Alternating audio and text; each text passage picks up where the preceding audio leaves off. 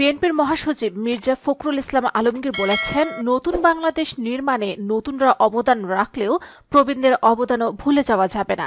আজকে আমরা সবাই আশাবাদী, ফ্যাসিবাদ আন্দোলনের মধ্য দিয়ে পালিয়ে গেছে।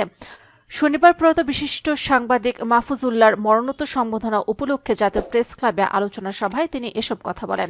মির্জা ফখরুল ইসলাম আলমগীর বলেন, আজকে আমরা একটা আশার আলো দেখতে পেয়েছি। আমরা নতুন করে বাংলাদেশকে গড়ে তুলব। এজন্য সবাইকে অনেক বেশি আন্তরিক হওয়া প্রয়োজন। ভবিষ্যৎ প্রজন্মের জন্য বাসযোগ্য দেশ তৈরি করার জন্য আমরা সবাই যেন কাজ করতে পারি।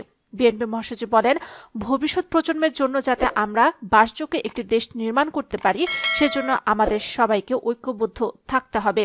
মির্জা ফখরুল ইসলাম আলমগীর বলেন, দীর্ঘদিন ধরে ফ্যাসিবাদের বিরুদ্ধে লড়াই করেছে রাজনৈতিক দলগুলো।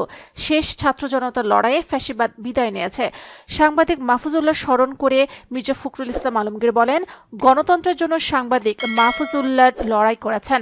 2014 সালের নির্বাচনের পর সকল রাজনৈতিক দলকে ঐক্যবদ্ধ করতে সামনের সারিতে তার ভূমিকা ছিল। 24-এর গণ অভ্যুত্থানের ভিত্তি গড়তে ভূমিকা রেখেছিলেন তিনি। স্মরণ সভায় আরও বক্তব্য রাখেন প্রয়াত মাহফুজুল্লাহর বড় ভাই মাহবুবুল্লাহ, বিএনপির কেন্দ্রীয় স্থায়ী কমিটির সদস্য ইকবাল হাসান মাহমুদ টুকু, সদস্য আমির খসরু মাহমুদ চৌধুরী, প্রয়াত উপদেষ্টা প্রেস সচিব শফিকুল আলম, আলোকচিত্রী শহীদুল ইসলাম। এছাড়া আরও উপস্থিত ছিলেন মাহফুজুল্লাহর স্ত্রী ও 3 সন্তান।